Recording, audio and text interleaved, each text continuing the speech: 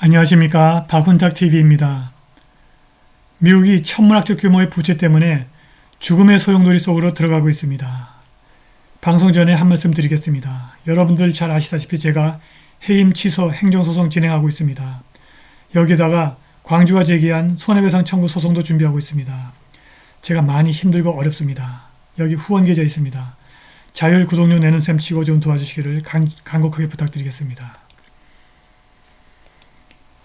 35년 전 예일대학교 역사학자 폴 케네디의 강대국의 흥망 The Rise and Fall of the Great Powers라는 책이 발표되어서 널리 찬사를 받았습니다.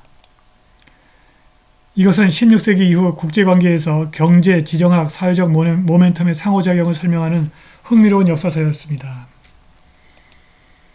케네디의 역사학에서 중요한 주제 중 하나는 제국의 과잉, Imperial Overstretch라는 개념입니다.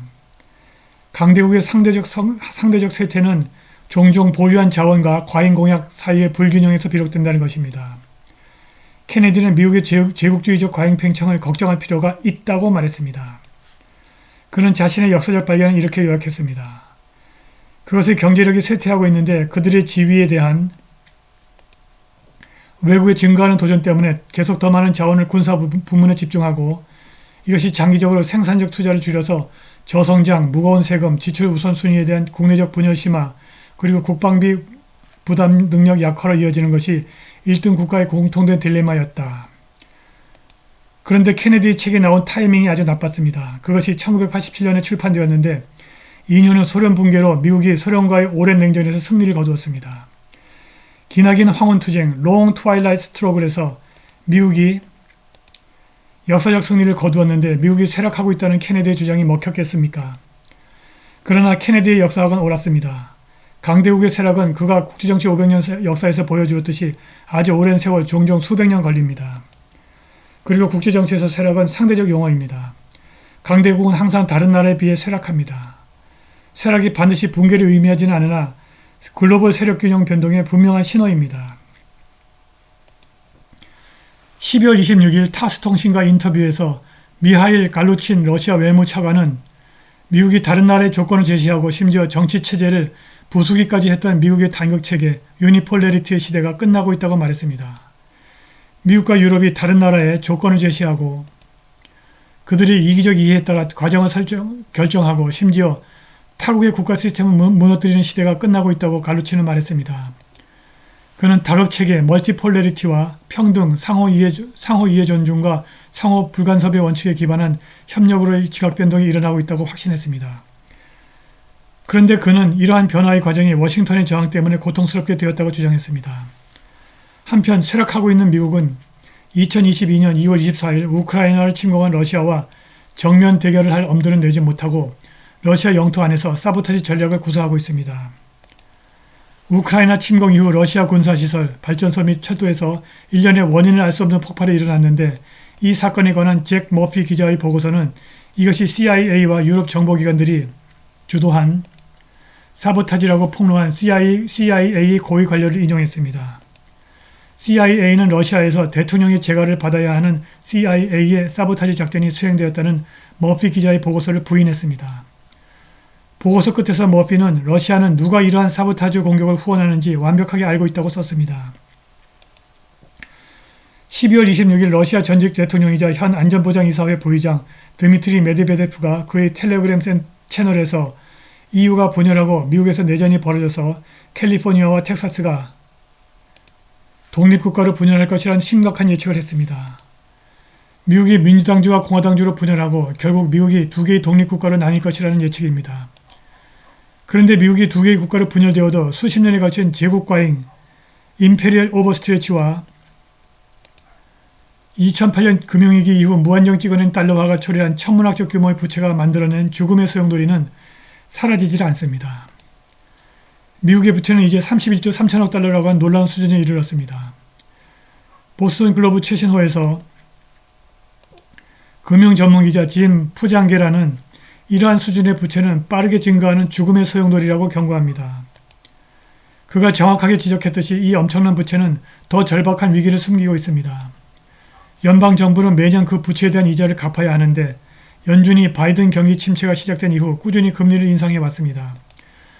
그래서 미국은 2022년에 4천억 달러 이자를 지불해야 하고 그 수치는 향후 10년 동안 거의 1조 2천억 달러로 증가할 예상입니다. 소비자가 막대한 신용카드 잔고와 씨름하듯이 연방정부는 국가 채무에 대한 더 많은 이자를 계속 지불하고 있습니다. 정부의 예측에 따르면 이러한 이자 비용은 올해 3,990억 달러에서 2032년에는 1조 1,900억 달러로 3배 증가합니다.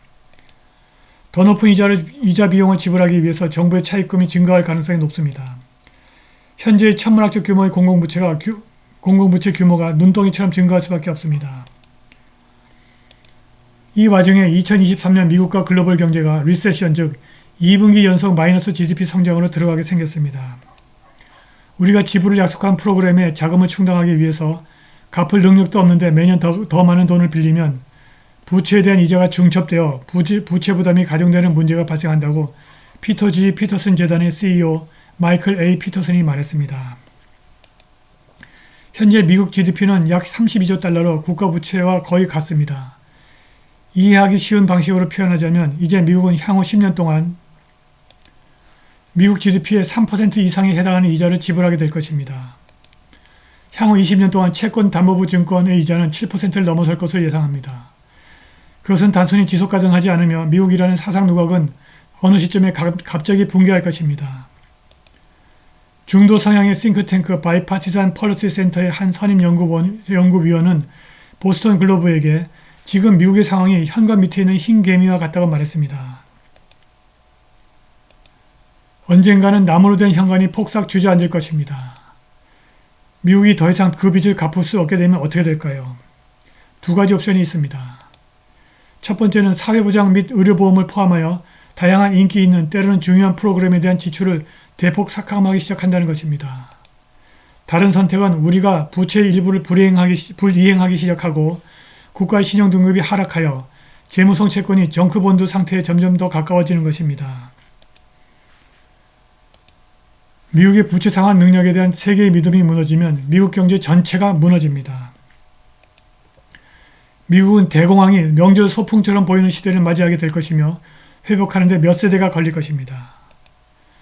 미국이 죽음의 소용돌이를 해결하려면 정치가 바로 서야 하는데 그것은 그분이 돌아와야만 가능한 일입니다. 허위와의 원칙, falsification principle을 확립한 영국의 과학 철학자 칼 포퍼는 열린 사회와 그 적들, Open Society and Its Enemies라는 저서에서 사람들이 책임이 따르는 자유를 포기하고 독재자의 품으로 들어갈 가능성을 염려했습니다.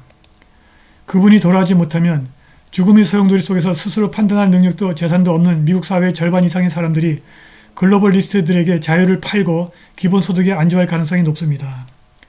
이렇게 되면 미국의 죽음의 소용돌이에서 헤어날 가능성은 거의 없습니다. 그분이 돌아와야 합니다. 오늘 방송은 여기까지입니다. 감사합니다.